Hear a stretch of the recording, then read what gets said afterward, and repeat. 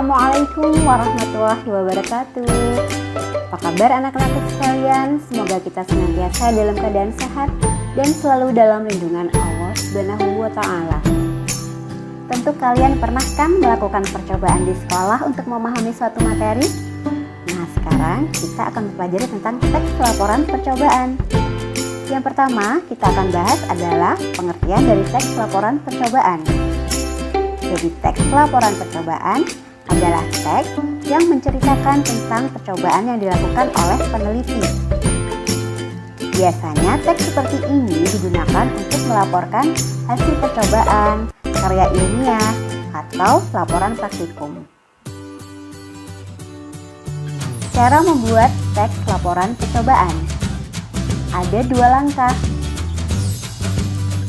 Yang pertama, membuat kerangka berdasarkan struktur teks laporan percobaan. Dan yang kedua, mengembangkan kerangka menjadi sebuah teks yang utuh.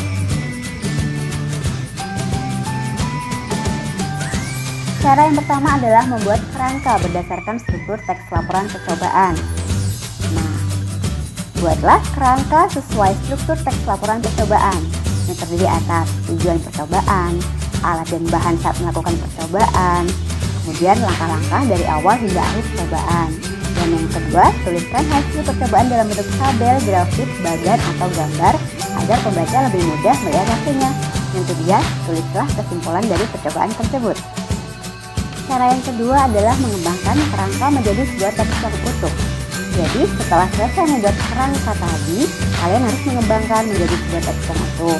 Jangan lupa untuk memperhatikan kaidah kebahasaan yang digunakan agar teks laporan percobaan mudah dipahami. Oke? Nah, sekarang kita akan membahas kaidah kebahasaan dari teks laporan percobaan. Apa saja sih kaidah kebahasaannya? Yang pertama adalah menggunakan sinonim dan antonim. Yang kedua, menggunakan kata bilangan. Yang ketiga, menggunakan kata perintah. Dan keempat, menggunakan kata hubung atau yang biasa disebut dengan konjungsi. Oke, sekarang kita akan bahas satu persatu dari kaidah kebahasaan teks laporan percobaan. Yang pertama adalah menggunakan sinonim dan antonim. Pada teks laporan percobaan, biasanya terdapat kata yang bersinonim atau bahkan berantonim. Biasanya, kata-kata ini terdapat pada bagian langkah-langkah percobaan. Contoh, setelah matang lalu saring dan tiriskan mie. Saring dan tiriskan adalah kata yang bersinonim, jadi artinya sama. Kalimat kedua, lipatlah kertas bagian kiri dan kanan. Kiri dan kanan merupakan kata yang berantonim atau lawan kata.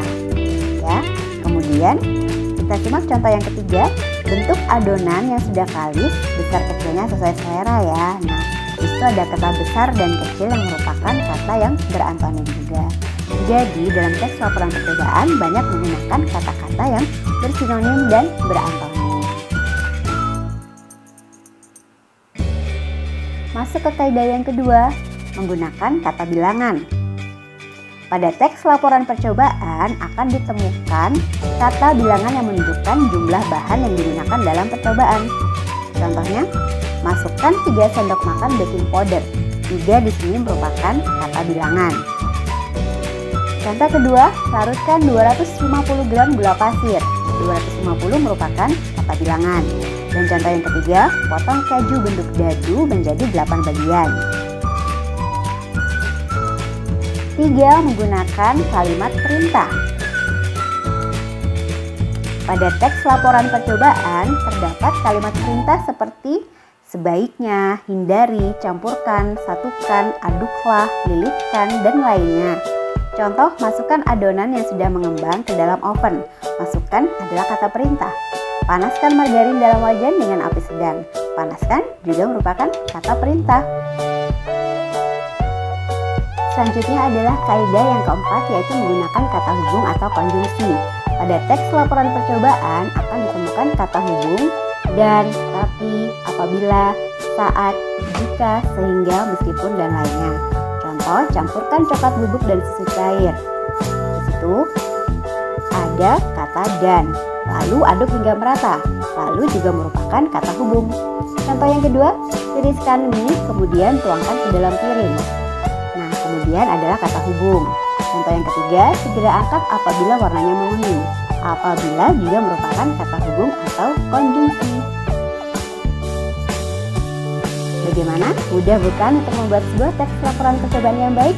Tentunya kalian harus melakukan percobaan dengan benar terlebih dahulu agar teks yang kalian buat dapat dimengerti dengan baik. Tetap semangat ya anak-anak. Memang belajar bukan satu-satunya tujuan hidup kita. Tetapi kalau itu saja kita tidak bisa capai, lalu apa dong yang akan kita dapatkan? Oke, wassalamualaikum warahmatullahi wabarakatuh.